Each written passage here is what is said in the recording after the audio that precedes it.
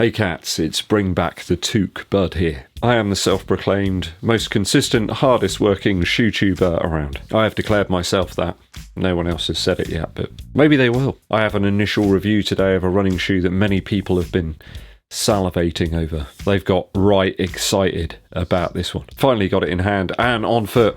The Adidas Takumi Sen 8. Does it live up to the hype?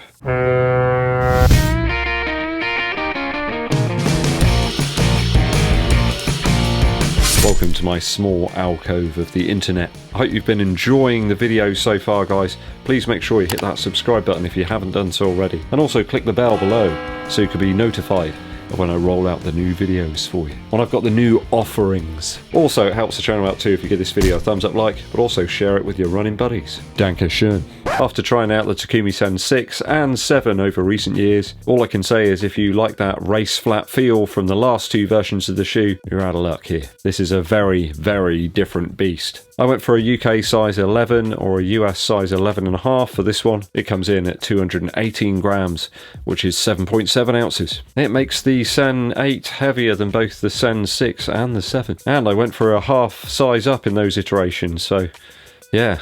Do with that information what you will. There's a massive change in stack height here. It does say that it's a 33mm heel stack. I make it to be 35 in my UK size 11. It's about 29mm in the forefoot. We only have a 6mm drop in the Takumi Sen 8. Another change, and it's a big one, is the price of this shoe. I remember I bought the Takumi Sen 7 for about £140. The 8 is now £170. Fortunately, I did get it on a discount, which was £110. But yeah, if you're going to pay retail, be ready. Make sure you've got that wallet filled up with Earth credits. Just for comparison, I believe the Takumi Sen 7 was a 25.5mm heel stack with a 9mm drop, so there is quite a difference in drop there between the two shoes. Oh, and in terms of the heel stack. This is a shoe I bought with my own cash, just to make that very clear. Nobody sent it to me, so you get my honest opinions as per usual. We'll start with the upper first. I shall see these only once.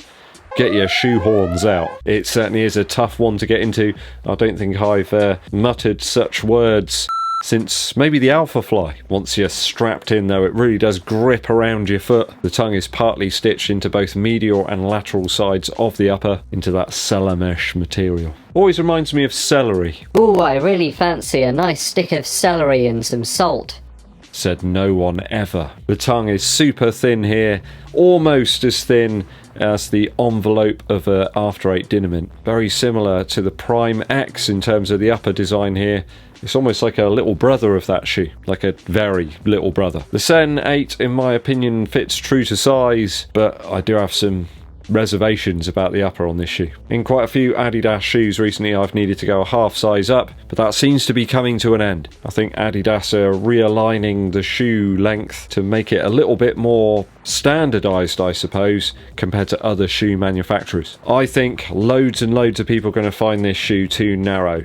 For me, it's just about okay. Do feel yourself hanging off the edge of the shoe a little bit. I think if you went down half a size, it might feel a little better, but for me I had to force my toes up towards the front of the shoe, or it felt like the arch of my foot was kind of being dug into by this part of the midsole. I've got a normal width foot as well, so if you've got a wider foot, it's just a no-go. I know a few people had problems with the Adios 6.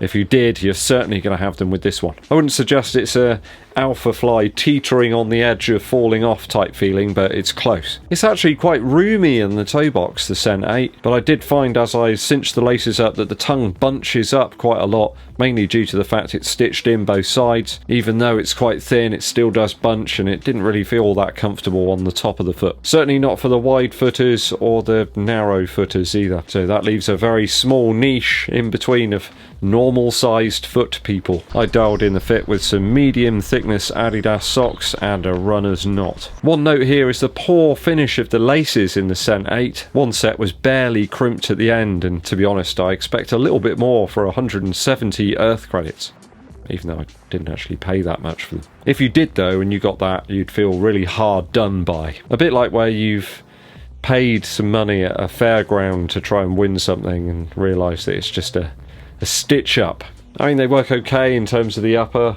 You're not going to get a massive heel lock here. There's no counter as well. It's just completely flexible, like an 80s credit card. I think if you went with a thinner sock, you'd probably feel quite a bit of pressure exerted over the top of the foot by this very thin tongue. Aside from that, it's quite a light and airy upper. It doesn't take on too much water. I have used it in some quite soggy conditions today. So after my initial runs, I think I'll give it a 2.5 out of 3 for the upper. Midsole now. Midsole wise, the 35mm of foam here are clearly needed to actually house those energy rods that we have in the mid to forefoot. Any thinner and I don't think it would fully encapsulate them. Right under the heel is a small part plate which is sat atop of the Lightstrike Pro foam, which on first inspection seems to be one big slab of the stuff, but it does appear though on closer inspection that the rods are actually housed underneath another section which is added into the mid to forefoot. Kind of like slots in, like one of those really fancy joins that you see on a chair or a table or a shoe rack. I guess it's not massively dissimilar in that respect to the way that the Tempo Next Percent is put together.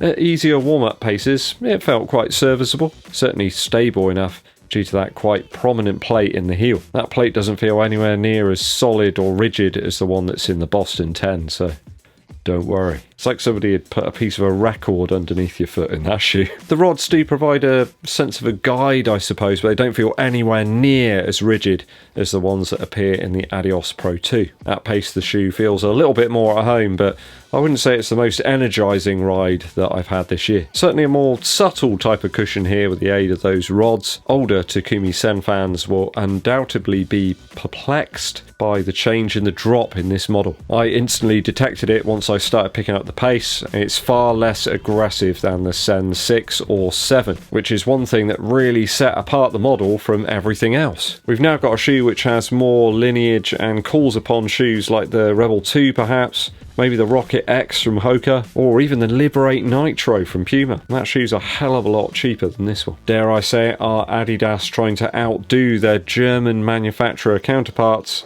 Puma, with that Deviate Nitro Elite. That shoe's probably the closest thing I can really think of to the Sen 8, although that's way more forgiving and just feels a lot more aggressive on foot. I got up to my sort of 10k pace in this one, considering what the shoe is supposed to be for. I can't really fault the shoe's forgiving feel underfoot, but I just didn't feel the same response as I got in previous versions of the shoe. That had a much firmer, more responsive midsole material. So as such, we really have another contender to the Puma Deviate Nitro Elite throne, which I felt was a lot more desirable underfoot than this one. Just feels a bit like something and nothing, I suppose. I mean, it's light, don't get me wrong, but the drop just doesn't suit the actual purpose of the shoe. I think if you're going to race hard, you want something with a much higher drop. Is it worth the extra £60 on top of the Adios 6?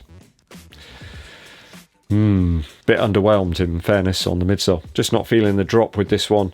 A little bit too mellow and not aggressive enough for me. I want some adrenaline fueled stuff and just didn't really feel like that. I'll give this a 2.5 out of 3 for midsole. I think some people might love it, but for the purpose that the Sen is for, it just doesn't fit. Outsole now. Outsole wise, we've got very similar rubber sections here from two other Adidas shoes, the Prime X and the Adios Pro 2. I really do like that ridge design here on the medial side of the forefoot, very similar to what we get in the Prime X. It's got a lot of grip and grab. On some wet roads, concrete and pavement, the outsole felt assured and confidence flowed. No major issues here, probably the best part of the shoe. You will see that the application on the lateral side is thinner than a sheet of card. I'm still not sure about the lateral cutout either. Is this Adidas's go at an aesthetic thing to show off the energy rods like a Nike Air window? I'll give this one a 2.7 out of 3 for the outsole. I think only reduced a little bit by my fear that there's a very minimal amount of rubber in certain parts here. You've got this very thick section here on the medial side, but the actual rubber application on the lateral side is very thin. I really do hope that the heel section as well doesn't run into the same problems that I've had with the Adios Pro 2. I had some rubber lifting there off the back of the shoe. But certainly a very strong showing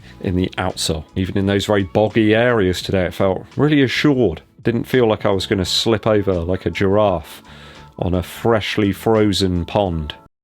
Giraffe? Value now. Guys, at 170 earth credits, this shoe is way overpriced for me. I was absolutely amazed when I saw the actual retail price on the Sen 8, and I still am. You know, if it's something like 145 even, I could probably stomach it. But at 170, 10 earth credits less than the Adios Pro 2? Just no. I just don't really feel it brings anything that new to the table. I was super excited about it, but now I've got it in hand and on foot, it hasn't really bowled me over at all. I think the Rocket X or the Rebel 2 probably give you a bit more value towards this type of shoe, or you could pick up the Liberate Nitro as well. I think that would be good for 5 or 10k, no problem. In fact, I think I ran like a half marathon and it was fine. And you can get those for about 50 quid, so there we go. You know, it's not as if the shoe's bad, I just think it's ridiculously overpriced. You can dial the fit in very well. I think the Lightstrike Pro will last the test of time, and of course we know about the Continental Rubber outsole. There's already quite a bit of flex to the shoe though. I don't really feel the energy rods work all that well in this lower stack design. If I had to choose between this perhaps and the Saucony Endorphin Speed 2, it would be the Saucony shoe all the way. It's that little bit cheaper and the fit's better. I just think it's a more versatile number. I think if you're going to want a 5 or 10k road racing shoe, you're going to want a slightly more aggressive drop, and just isn't here. Quite what Adidas were thinking when they priced up this one, that's beyond me. I think if the upper was a little bit more accommodating in terms of fit variance, if you got a normal width foot, you're okay. If your foot's very narrow or wide, it's just not going to work for you in this shoe. Increase the drop and also up the quality of the finish as well. There are a few little bits here that just feel frayed.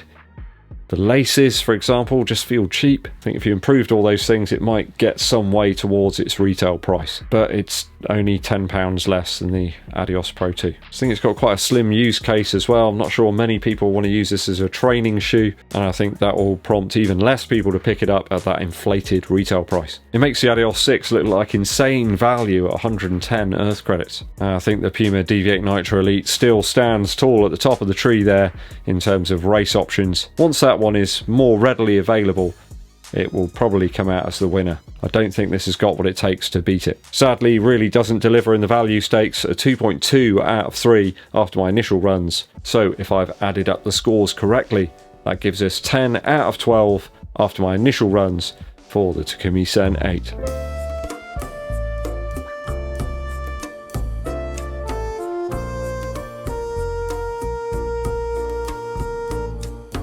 You know, between this and the Tempo Next Percent, I'd go with the Nike all the way. Vastly heavier, that shoe, but it's just got the oomph. There's no real character about this one. Just feels like some of the tech there is underused because of the drop of the shoe. It might be light, but it just lacks the impact of a medium weight. If you pick this one up, guys, what do you make of it? You know, I give my honest reviews. I've got no axe to grind about it. It just really isn't standing out for me.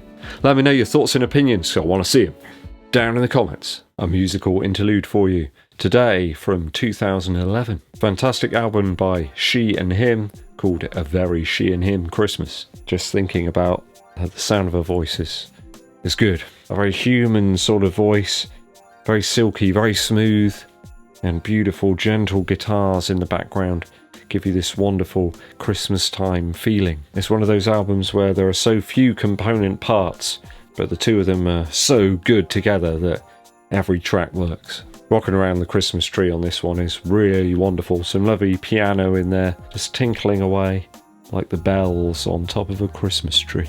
The duet on Baby It's Cold Outside as well is one of the highlights of the album. I do recommend you go and check this one out. Lovely lo-fi quality about it, but hi-fi atmosphere. A Very She and Him Christmas by She and Him. Okay, it's time to go and have some more coffee and maybe a mince pie or two. You know I know how to live it up, guys. Make sure you're being good to yourselves out there. It's a time of year when people are getting very stressed, they're getting very anxious. Remember, every day when you wake up, you're worth it. Don't let anyone tell you any different. Thanks for tuning in, guys. It's always appreciated. If you haven't done so already, hit that subscribe button and click the bell below for notifications when I launch those new videos for you. And it really helps the channel out too if you give this video a thumbs up, like, and also share it with your running buddies. My name's EDDBUD, and I'll be seeing you